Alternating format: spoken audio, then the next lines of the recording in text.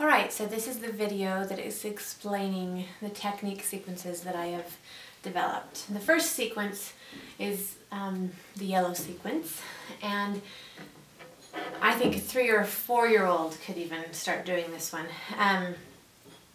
You start on the fall board and start with hands separate if you want, or hands together for someone who's older.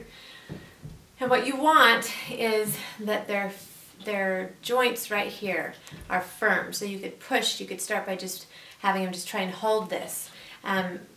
If you just drop your hand like you were walking, the normal hand position here is what we want on the piano.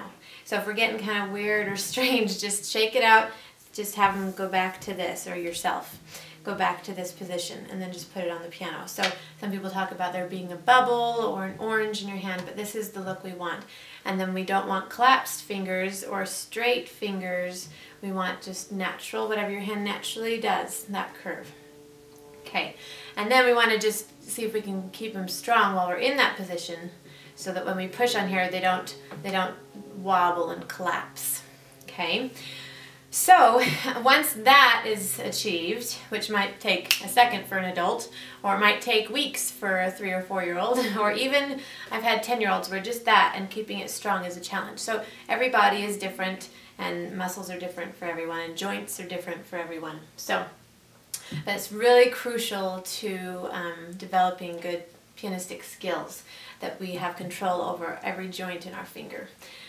Alright, so you start with the strong finger taps, and what that means is you're coming to the piano and you tap each finger 5 times. But when you tap, you don't do this. See how I'm coming out flat? We want to come up curved. So we're stretching, we're teaching our hand that our fingers can go up this high. Do you hear? You can hear the tap. It might start out really soft like this. You can barely hear it, but we want it to get to the point where we have power in that finger alone. So it's not the wrist pushing things down, or the elbow, or the shoulder. It's the finger on its own is strong. So 5 of those, and then the 4, see how just the way our hand is made, it's limited. So I always tell people they can let the 5 piggyback, because we don't want to do what Schumann did and ruin our finger by stretching it too much. Okay, so then when we go to the 3, we put them all down. Now, the trick will be, for some people, they can do the finger that's tapping, they can keep it strong, but the others collapse or come off. So we want them all to remain in contact while this one's tapping, and all of them to remain firm while this one's tapping. And then the thumb, of course, plays on the side, like that. Okay, so that's going to help. Anyone could be aided by that if they are having problems with fast passages or unevenness. That's an exercise that probably will get to the root of that problem. Okay, so the second thing in the yellow sequence is the black note 2s and 3s keyboard drill. Now, keyboard drills, there will be one for every sequence. What a keyboard drill means is we're drilling the whole keyboard. And we are learning patterns with each keyboard drill, learning to identify something on the keyboard. But we're also practicing a skill, or many skills, that have to do with gestures. So in the beginning, though, just worry about the actual visual pattern that we're trying to remember. So the black 2s and 3s. For a beginner, especially a young child, you know, recognizing that there are groups of 2 keys and groups of 3 black keys. So these are groups of 2 black keys, groups of 3 black keys. And that can be really tricky for a 3-year-old. They don't get that. So you could spend a long time for a young child with that. Okay, you can make it fun by having the child take a ride. If it's yourself, you can demand more of yourself, and I'll tell you in a second what those things can be. So we're wanting it to look like this if you were going slow. You notice I'm rolling up in kind of like a marionette doll here. Okay? Like I'm being pulled by a string.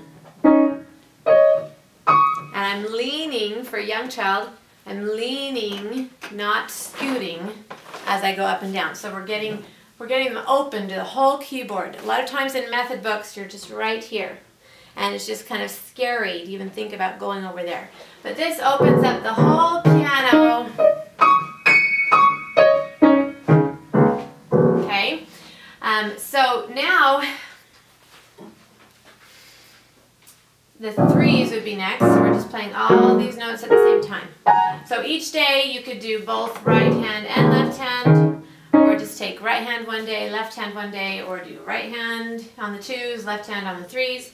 But what we're looking for is that eventually, after they're good at recognizing and playing these guys, they might just kind of do no Pinocchio wrist at first and just take a time trying to even play them all at the same time, trying to find them. Okay, the next level then would be to get this roll up. So this is the gesture that's the most basic that we're beginning. Okay, the third level of difficulty would be to go faster. So the gesture is going to get smaller. So I'd have to do it again because I missed one. Okay, and I usually time my students, so I just count 1, 1,000, 2, 1,000. And when we get it to the point where it's clean, they can play the actual notes, they've got the marionette roll-up wrist going, and they can do it within 6 to 8 seconds, depending on how fast you're counting. Then I'll pass it off and go on to the next. Now, for older students, I might demand more of them. But then again, every sequence has a keyboard drill, and what I'm about to say has to do with every single keyboard drill. So I usually will move people on, even though this isn't perfected yet. Is this idea of searching for it, okay? We want to get to the point eventually where we just boom, boom, boom, boom, boom, boom. Our hand just knows the distance from here to there, and we go right to it without stopping and hovering. Okay, you might say, why is that important? Oh, there's all kinds of songs where you have to be able to jump quickly, and your hand needs to understand and feel what an octave feels like. It's a very common jump is an octave. Okay, then the last thing in the yellow sequence, we had the strong finger taps, we had the black twos and threes in a keyboard drill, starting from the very bottom, going to the very top, and then going all the way back down. And you don't repeat the top note, just go right back down. You notice the gesture's just very small when I'm going that fast. But we started learning it exaggerated so that they understand what that feels like. Okay, the last thing then is the two-note harmonic interval exercise. Just best word I could come up with for describing what I'm doing. What we're doing is we're preparing young children. Adults might have this coordination, might not. Of course, Daniela, you do. We're preparing them to play a chord, more than one note at the same time. So you just play, I'll do it with the left hand. 1, 2, together, roll up. 1, 3, together. 3, 4, together. 3, 5 together. So I'm focusing mostly on the 1, the 3, and the 5 because that's the triad fingers. Okay, so skip it if that's something that you just totally can do. All right, so peach sequence. That would be the second sequence. So I'll cover 3 sequences in this video. What we're doing is we're just building upon that yellow sequence. So instead of doing our strong finger taps here, we're syncing on the keyboard. Doesn't matter if it sounds or not. And then we're keeping all the fingers down just like we did on the file board, but now it's on the keys. And then tapping each finger. Now, if it's tricky for the student, take time in between each one to kind of reset. Reset.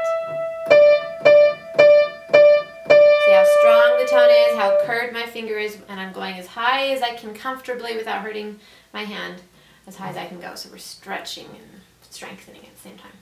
Okay, so you can do that hands together or hands separate depending on the age, but just the idea of that strength like I mentioned in the yellow sequence.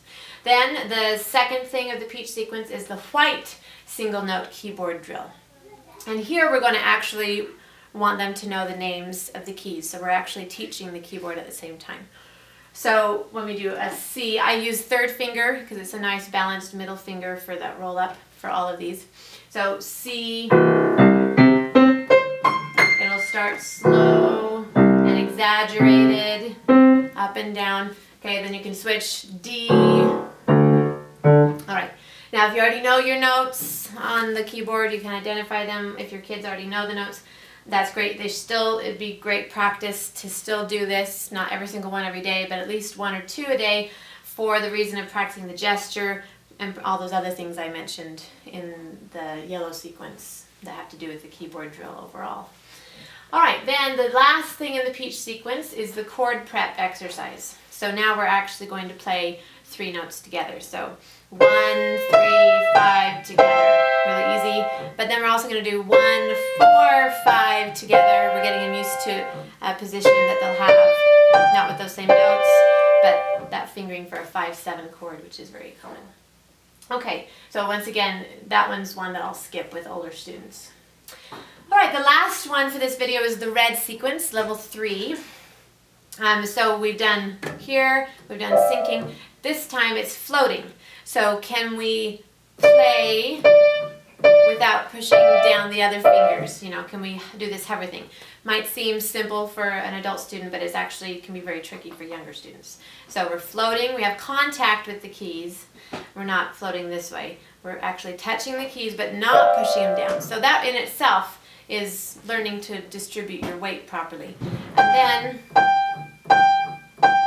the same thing, 5 in each finger. Hands separate or hands together. Start hands separate, then do hands together if you need, because you're still working on other parts that aren't ready to pass off.